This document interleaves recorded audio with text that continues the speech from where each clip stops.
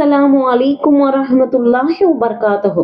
குர்ஆனை ஓதுவதின் மூலம் நம்முடைய ஈமான் உறுதி அடைவதையும் பலம் அடைவதையும் நம்மால் பார்க்க முடியும். இது மட்டுமல்ல, குர்ஆனின் ஆயத்துக்களை பற்றி பேசுபவர்களையும் உபதேசம் செய்பவர்களையும் நபி ஸல்லல்லாஹு அலைஹி வஸல்லம் அவர்கள் என்ன கூறியிருக்கிறார்கள் தெரியுமா? குர்ஆனை ஓதுபவர்களை பாராட்டி அல்லாஹ் தன் மலக்குமார்களிடத்தில் பேசுவதாக கூறியிருக்கின்றார்கள்.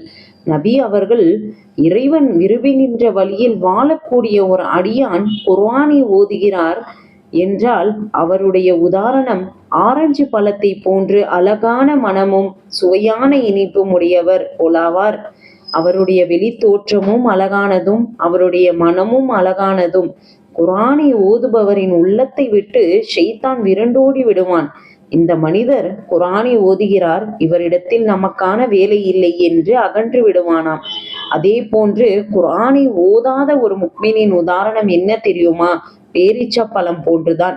ஏனென்றால் எவ்வளவுதான் உயரக பேரீச்சப்பழத்தை எடுத்து நுகர்ந்து பார்த்தாலும் அதில் பிரதானமான எந்த ஒரு வாசனையும் இருக்காது, அதற்கு எவ்வித வாடையும் இருக்காது. ஆனால் அதை சாப்பிட்டு பார்த்தால் தேன் போல் இனிப்பாக இருக்கும். அதே போன்று குர்ஆனை ஓதாத முக்மீனுக்கு வெளியில் வாசம் இருக்காது, ஆனால் உள்ளுக்குள்ளே சுவை இருக்கும். பெருமைக்காகவும் மக்கள் பாராட்ட வேண்டும் என்பதற்காகவும் குர்ஆன் ஓதுகிறார்களே, அவர்களுக்கான உதாரணம் என்ன தெரியுமா? துளசி செடியை போல்தான்.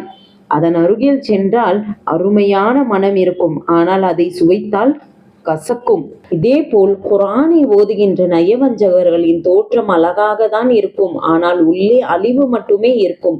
குர்ஆன் ஓதாத நயவஞ்சகனின் உதாரணம் அவன் குமட்டிக்காய் போல்தான். அதற்கென்று ஒரு வாசனையும் கிடையாது, சுவையும் கிடையாது.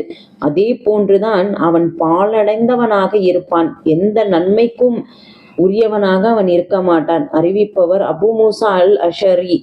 இந்த ஹதீஸ் சஹீஹ் புகாரியில் பதிவாகி உள்ளது.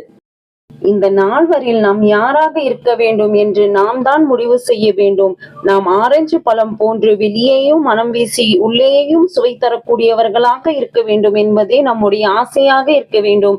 வரக்கூடிய காலங்களில் குர்ஆனை பொருளுணர்ந்து ஓதக்கூடிய மக்களாக ஆக வேண்டும் இன்ஷா அல்லாஹ். இதே போன்ற பதிவுகளை பார்க்க பேசின் இஸ்லாம் டிவி சேனலை சப்ஸ்கிரைப் செய்து கொள்ளுங்கள். அஸ்ஸலாமு அலைக்கும் வரஹ்மத்துல்லாஹி வபரகாத்துஹு.